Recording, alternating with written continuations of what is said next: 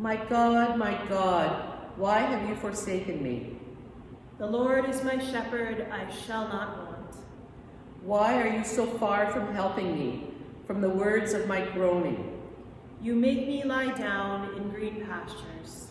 Oh my God, I cry by day, but you do not answer, by night, but find no rest. You lead me beside still waters. Yet you are holy, enthroned on the praises of Israel. You restore my soul. In you our ancestors trusted. They trusted, and you delivered them. You lead me on the right paths for your name's sake. To you, O God, our ancestors cried, and they were saved. In you they trusted, and were not put to shame. Even though I walk through the valley of the shadow of death. But I am a worm, and not even human anymore. I am scorned by others and despised by people. I fear no evil. All who see me mock me. They make faces at me and shake their heads in disgust. For you are with me. They taunt me. Let your God save you. Let the God you believe in rescue you. Your rod and your staff, they comfort me. You, God, caught me as I came from my mother's womb. From the moment I was born, you have been my God. So do not be far from me. Trouble is near, and there is no one to help me. You prepare a table before me in the presence of my enemies. Wild bulls and lions encircle me. Dogs scavenging for food draw near. A gang of evildoers surround me. They play games of chance to win my clothing. You anoint my head with healing oil. I am shriveling up. My bones are all out of joint. My heart melts like wax. My mouth is dried up and my tongue sticks to my jaw. I am as good as dead. My cup overflows. Oh God, do not be far away. Oh my help, come quickly. Deliver me, save my life. Save me from the lions and dogs and bulls and gangs. Surely goodness and mercy shall follow me all the days of my life. I'll tell everyone about how you rescued me. I will stand in the congregation and tell the story. Among my brothers and sisters, I will sing your praise. I will tell everyone how you feed the hungry and how those you seek, you are satisfied. I shall dwell in the house of the Lord. All the ends of the earth will remember you by what you have done, O God. They will remember. They will return to you and worship you, for all power and dominion belong to you. Those already dead and those who have yet to live will all tell the story of what you have done. I shall dwell in the house of my Lord forever and ever. I shall live with you, O God. My heart shall be yours forever.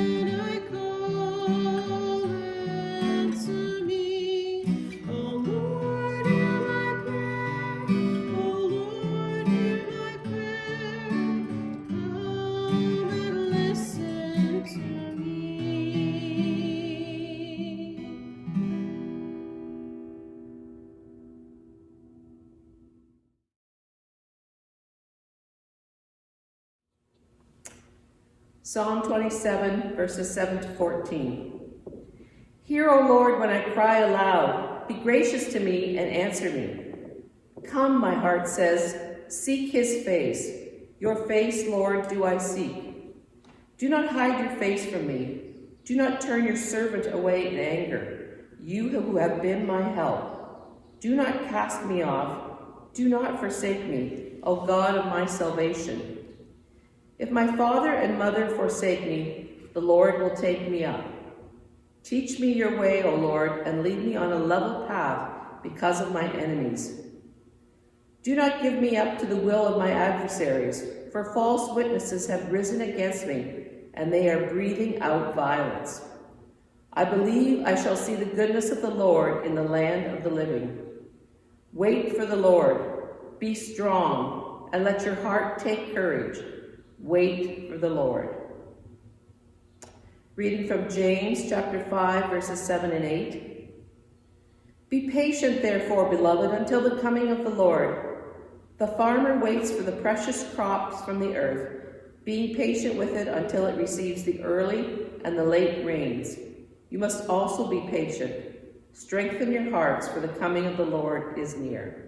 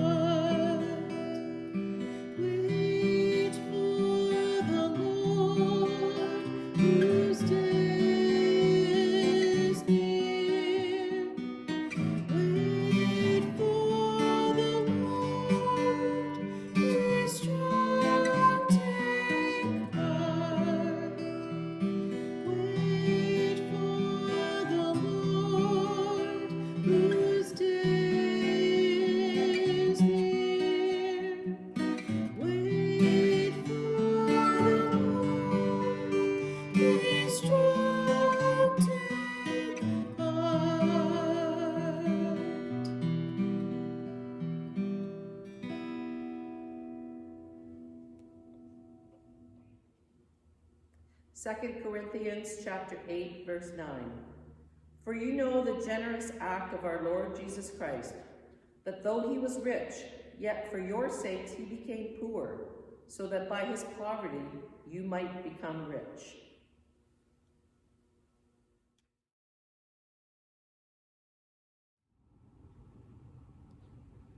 Oh, poverty, source of riches, Jesus, Son of God, born in Bethlehem. Oh, poverty, source of riches, Jesus, Son of God, born in Bethlehem. Oh, poverty, source of riches, Jesus, Son of God, born in Bethlehem.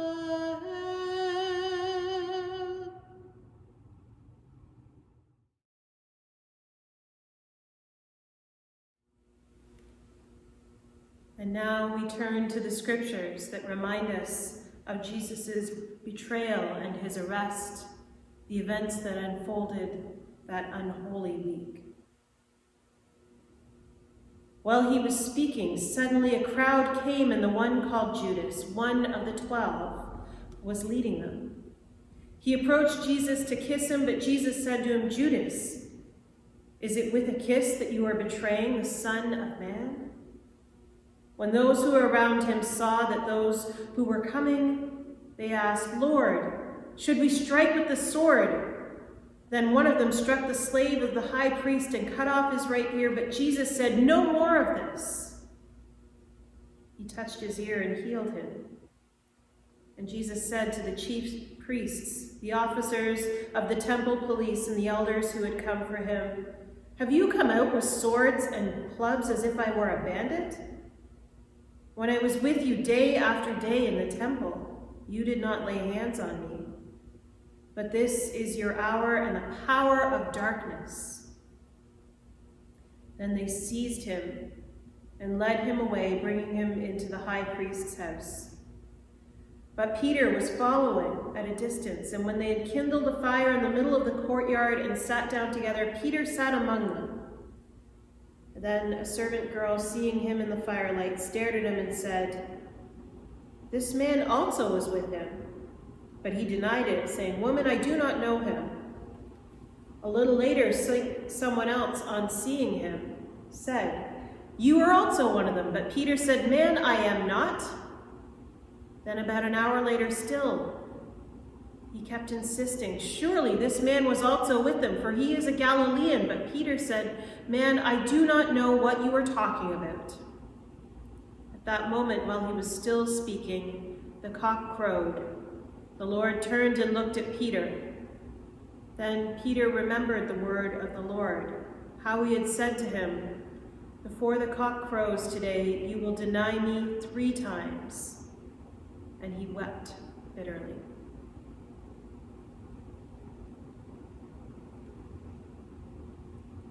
Now the men who were holding Jesus began to mock him and beat him. They also blindfolded him and kept asking him to prophesy, "Who is it that struck you?"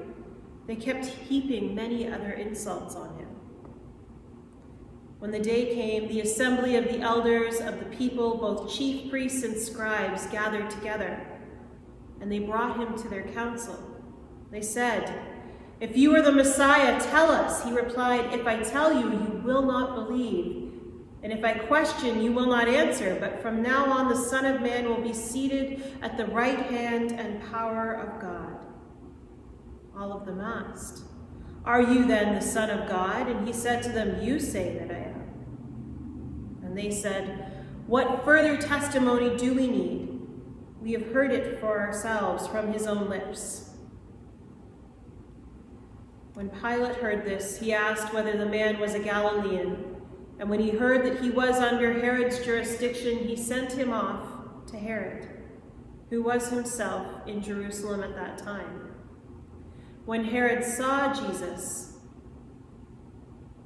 he saw that he had been wanting to see him for some time because he had heard about him and was hoping to see him perform some sign. He questioned him at some length, but Jesus gave no answer. The chief priests and the scribes stood by vehemently, accusing him. Even Herod with his soldiers treated him with contempt and mocked him. Then he put an elegant robe on him and sent him back to Pilate. That same day, Herod and Pilate became friends with each other. Before this, they had been enemies.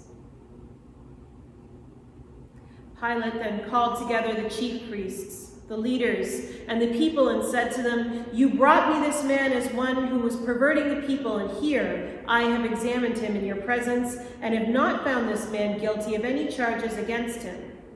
Neither has Herod, for he sent him back to us. Indeed, he has done nothing to deserve death. I will therefore have him flogged and release him." Then they all began shouting together, "Away with this fellow! Release Barabbas for us!" This was a man who had been put in prison for an insurrection that had taken place in the city and for murder. Pilate, wanting to release Jesus, addressed them again, but they kept shouting, "Crucify him! Crucify him!"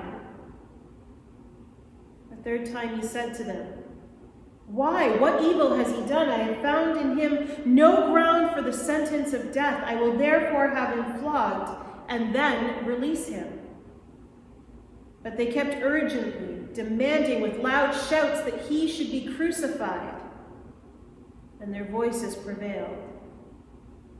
So Pilate gave the verdict that their demand should be granted. He released the man they asked for, the one who had been put in prison for insurrection and murder, and he handed Jesus over as they wished.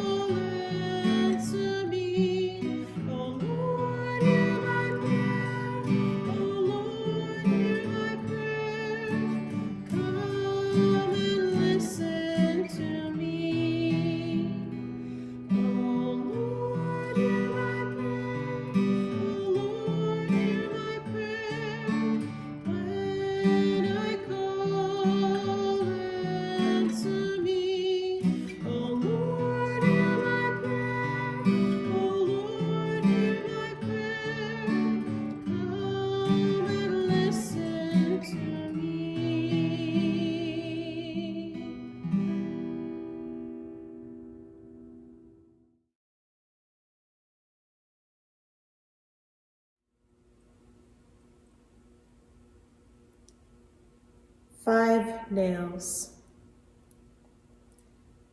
5 nails were used to crucify Jesus. How well we know this story, and yet each year we must live it again, over and over again. Each year we tell the story of the crucifixion as if it happened today. For indeed, it did, and it does happen today. This very day, perhaps even in this very room, love is betrayed, justice is mocked, and any hope of salvation is crushed beneath the brutality of the status quo. And every time Christ feels our pain like a nail through flesh and bone.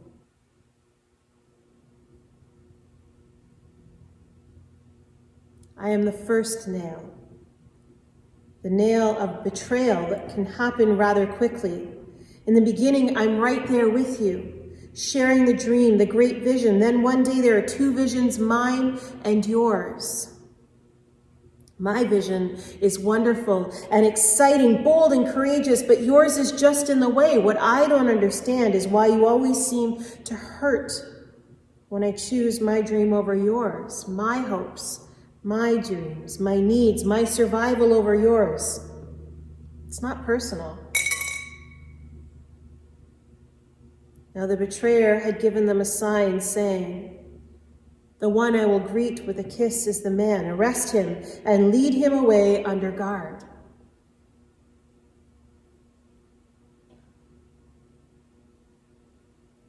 I am the nail of love denied. I stand in the shadows, watching, worrying, perhaps even aching when I see you so tormented. But I will not step out into the light. I will not stand with you. I will not speak in protest or raise a hand to rescue or even comfort. My fear holds me silent. Brother, sister, lover, child, it matters not. My fear is stronger than my love. I do not know him.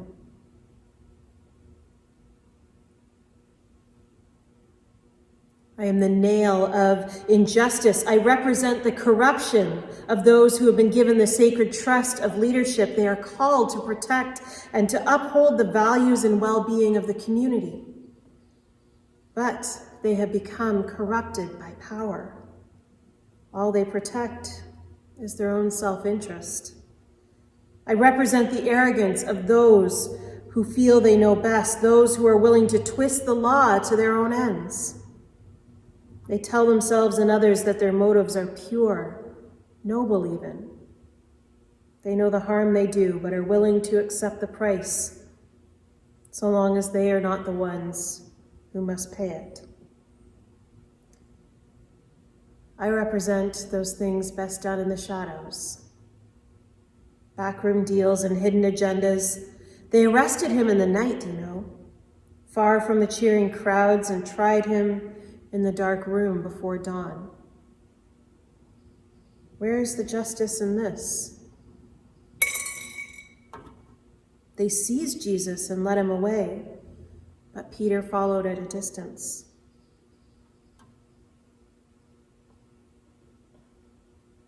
I am the nail of complicity. If the nail of injustice speaks of those who lead, I speak of those who follow. I speak of those who allow injustice to happen, those who stand by shaking their head in dismay and tut-tutting at the actions of others, but aren't willing to act for themselves. This is who I represent. We who turn a blind eye to the corruption around us, we who turn a deaf ear to the cries of the oppressed, we go about our day not wanting to know the many ways we benefit from the suffering of others. We want the cheapest prices without concern for the laborers, the greatest profit without concern for the methods, the very best luxuries without concern for those who live in squalor. Pilate is the one named as complicit, the one who found no harm in Jesus but ordered his death anyway. But Pilate is not the only one. We are all part of the injustices of our own day. Pilate gave his verdict that day because the crowds demanded it should be. And he released the man they asked for and handed Jesus over to be crucified as they wished. 2 hands, 2 feet. You'd think that would be enough, but no, one more nail is needed, and this, the nail of ridicule. The cruel laughter that makes sport of all you hold dear, that belittles and demeans. I am the coward, hiding behind my witty jeers and biting jests. I need to make you small so I can feel important. I am the nail that holds the sign above Jesus' head, the one that reads, Jesus of Nazareth, King of the Jews. How clever. He saved others. Let him save himself if he's the Son of God, if he's Messiah, the chosen one. The soldiers mocked him. If you are the King of the Jews, save yourself.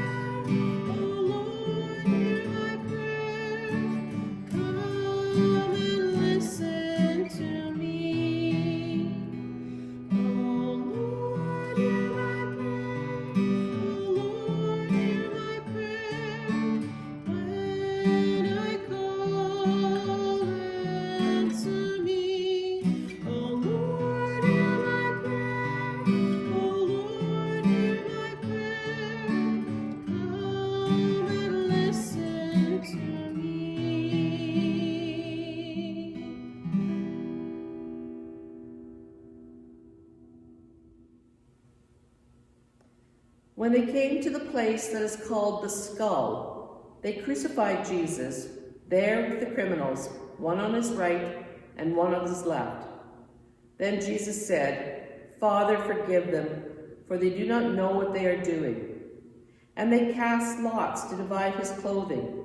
And the people stood by watching, but the leaders scoffed at him, saying, "He saved others, let him save himself if he is the Messiah of God, his chosen one." The soldiers also mocked him, coming up and offering him sour wine, and saying, "If you are the king of the Jews, save yourself." There was also an inscription over him, "This is the King of the Jews." One of the criminals who was hanged there kept deriding him and saying, "Are you not the Messiah? Save yourself and us." But the other rebuked him, saying, Do you not fear God, since you are under the same sentence of condemnation? And we indeed have been condemned justly, for we are getting what we deserve for our deeds. But this man has done nothing wrong. Then he said, "Jesus, remember me when you come into your kingdom." He replied, "Truly I tell you, today you will be with me in paradise." It was now about noon, and darkness came over the whole land until 3 p.m.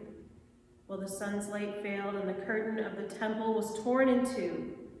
Then Jesus, crying with a loud voice, said, "Father, into your hands I commend my spirit." Having said this, he breathed his last.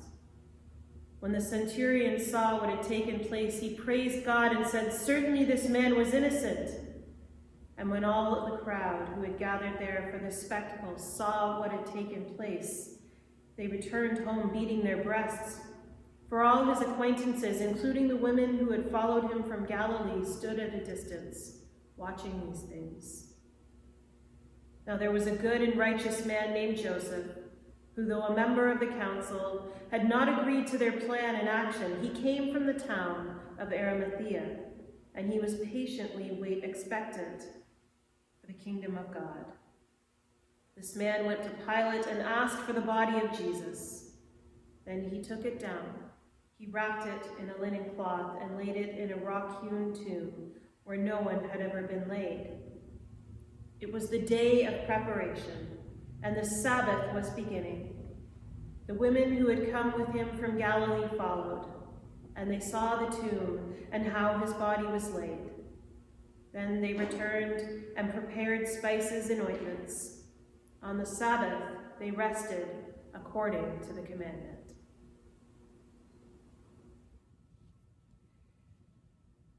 Were you there when they crucified my Lord? Were you there when they crucified my Lord? Oh,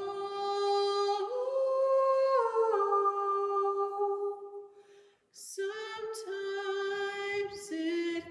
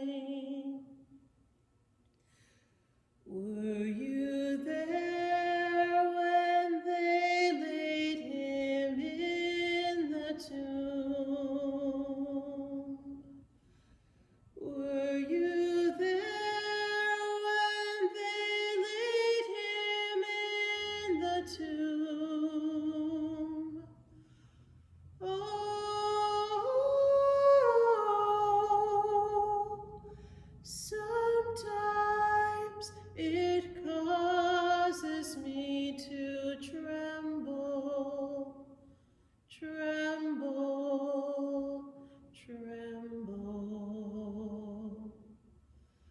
Were you there when they laid him in the tomb?